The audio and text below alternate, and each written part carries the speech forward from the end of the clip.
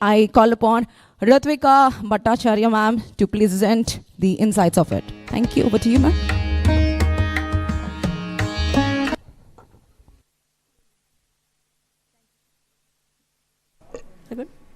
Thank you.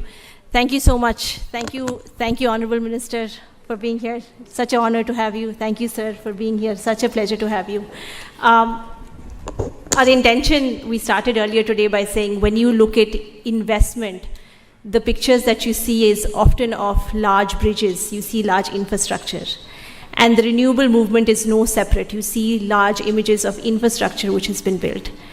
But what is a point of pride is that Andhra Pradesh is looking at the people power as we're at the precipice of an energy transition of what that means for people by way of jobs, economic growth, and employment.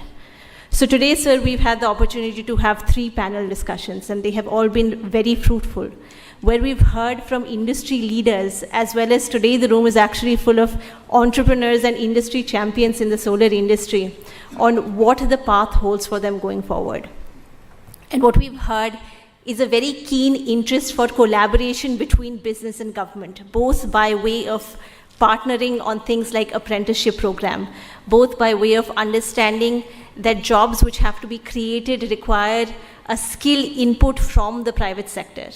And by looking at the promise of what is there, I think one of the numbers that came out today was 3 lakh jobs which can be created in the next 5 years, which is no small feat. But to do it in collaboration with community, with company, and with government. So with that, that's kind of been the major theme and the major driver for today.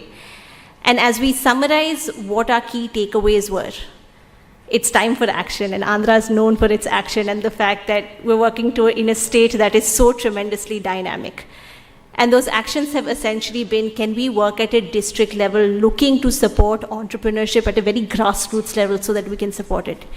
Can we go ahead and have a private sector task force that takes feedback of industry champions on what that course and that curriculum shape should look like? Can we be more specific where we can have a look at job openings which have existed for more than 4 months but have not been filled? A state that is burgeoning with so much talent. Why is that talent not getting into the workforce, and identify those pointed reasons?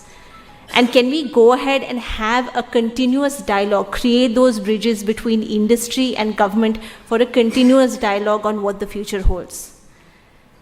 You know, for the last 3 weeks, fortunately or unfortunately, I've been traveling pretty nonstop, which I'm sure is the same for you. But conversations like today between government leadership and an inspired leadership and an inspiring leadership and the private sector has repeatedly shown that there is so much interest in collaboration, and as Swaniti, what we vouch to do is help facilitate those and create those pathways. With that, I'm excited to and look forward to hearing from our inspired leadership in this space, and I'll turn it back to our moderator. So thank you so much for being here, and thank you, and look forward to hearing.